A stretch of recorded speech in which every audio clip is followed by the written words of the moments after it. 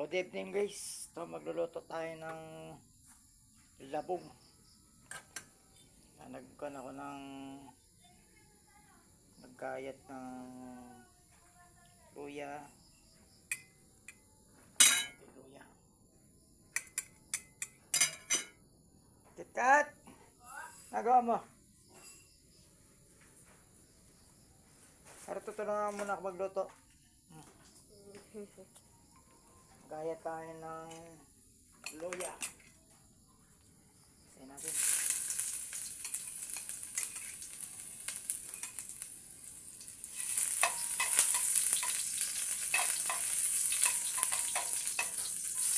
Tapos may lagay itong sili. Maganda kasi pag may sili ang naluto.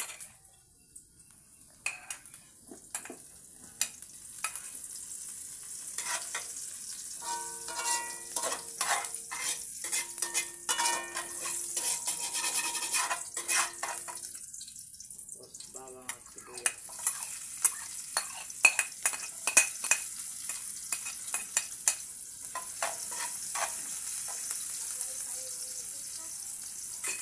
Kung kailangan yung labong ay halbusan muna. Halbusan muna dapat ang labong para matay.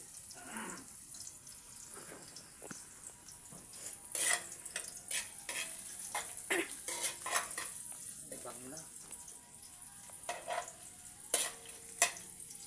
Medyo sunog-sunogin natin ang kanya. Malpusan kasi kung ito na. Malpusan ko yung labong. Kaya dito ko nang ilagay. Labong. Ayan. Kaya natin.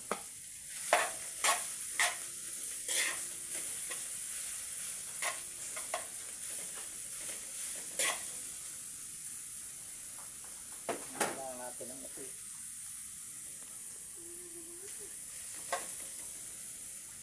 Lagyan natin ito ng pampalasa. Pwedeng magic, pwedeng bitsin.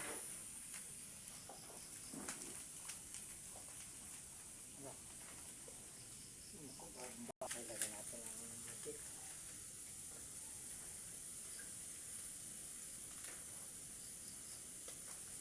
Tapos lagyan natin ng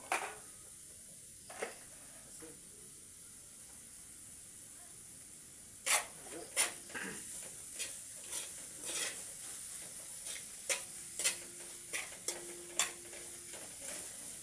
Kailangan kasi pag pan salot na ng mga pamilya para magkalasa yung labong. Tapos lagyan natin ng oyster.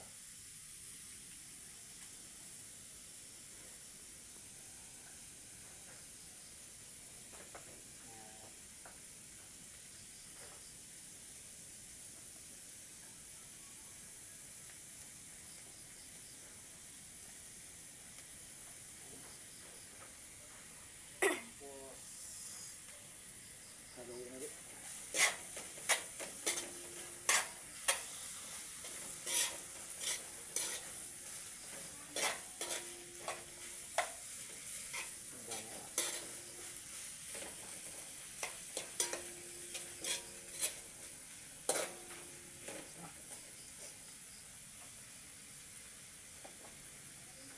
Lugan muna natin ng mga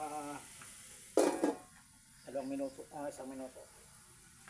Medyo nag-moist na. Haluin ulit natin. Okay, alibango na ng ano ito. Tapos lagyan natin ng tubig.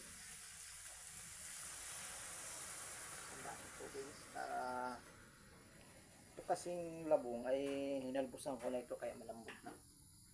Bakasan natin ako.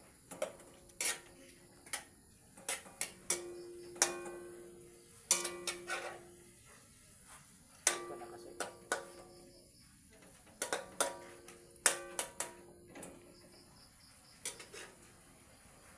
Tapos takloban muna natin ng mga 2 minuto.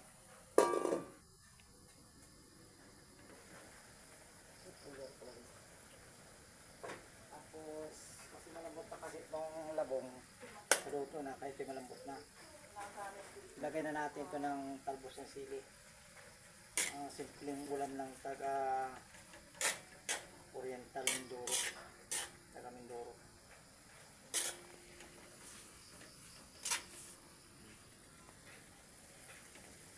Tapos, takluban natin mga 30 seconds para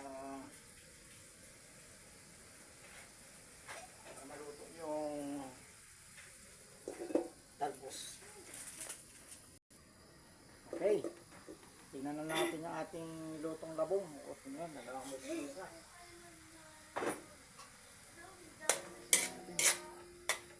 Okay na ito. May tama-tama, may konting... Pero masarap kasi pag kayo nagaluto, may sili. Yung malang-alang. Ay, ayos na. Lutong labong. Tundukin na natin dito. Ready. Ito na guys, ang ating instant ulam ng taga Oriental Mindoro, ang ginisang labong na kawayan.